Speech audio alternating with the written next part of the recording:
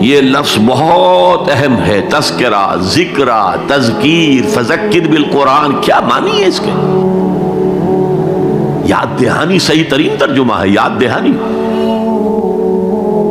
ایک ہے کسی کو کچھ سکھانا، نئی بات سکھانا، ایک ہے یاد دہانی۔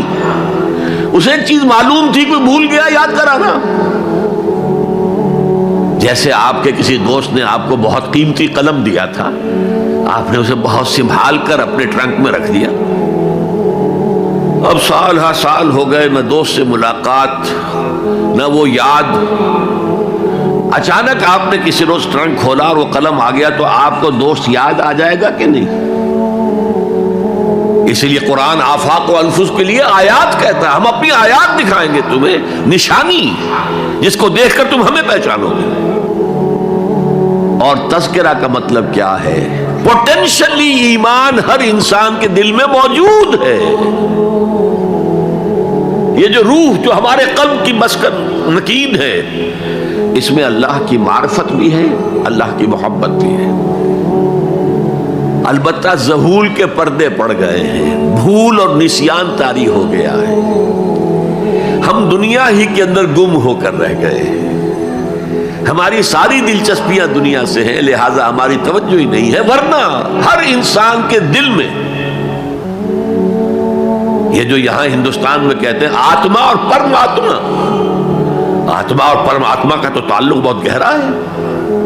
ابتدا میں بنا دی گئی تھی ارواح، جب ہم سب کے سب تمام انسان آدم سے لے کر اور تا قیامت جو انسان آئے گا دنیا میں، ان سب کی ارواح پیدا کر دی گئی، اور پوچھا گیا الستو بربکم قالوا بلی، یاد ہے؟ لہذا یہ تذکرہ ہے، یہ یاد دہانی ہے، تمہارے اندر موجود ہے، اللہ کی معرفت بھی موجود ہے، اللہ کی محبت بھی موجود ہے۔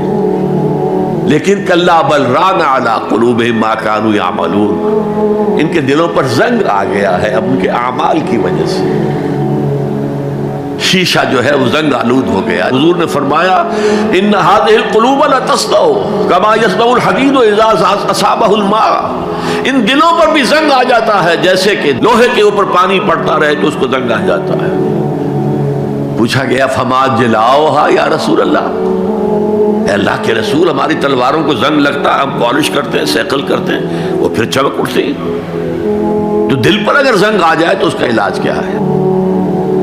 دو چیزیں فرمائی، کثرت و ذکر الموت و تلاوت القرآن، دو کام کرو کثرت سے، موت کو یاد رکھو، یہاں رہنا نہیں ہے، جانا ہے، یہ ہمارا گھر نہیں ہے، یہ ہماری منزل نہیں ہے، ہمارا اصل گھر جو حضور نے فرمایا انما الدنیا خلقت لکم وانتم خلقتم للآخرہ، یہ دنیا تمہارے لیے بنائی گئی، تم آخرت کے لیے بنائے گئے ہو۔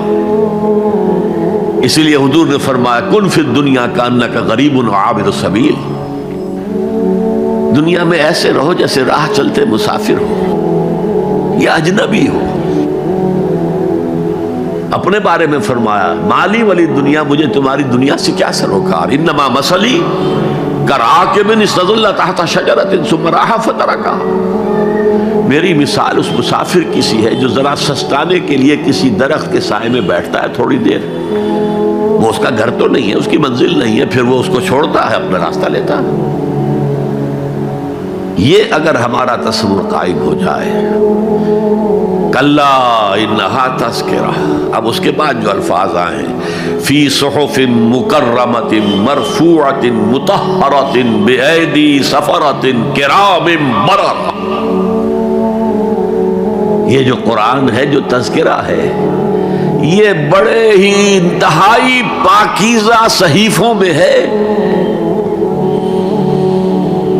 فی صحف مکرمۃ، بڑے باعزت، مرفوعۃ مطہرۃ، مرفوع بلند اور انتہائی پاک، بے ایدی سفرۃ، یہ کن کے ہاتھوں میں ہے؟ لکھنے والے وہ فرشتے، بے ایدی سفرۃ کرام بررہ، جو نہایت باعزت ہے، بہت وفادار ہیں اللہ کے۔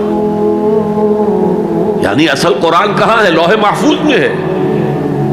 اصل قرآن کہاں ہے؟ ابھی اگلی اب جو پڑھیں گے ہم کتاب مکنون چھپی ہوئی کتاب کے اندر ہے.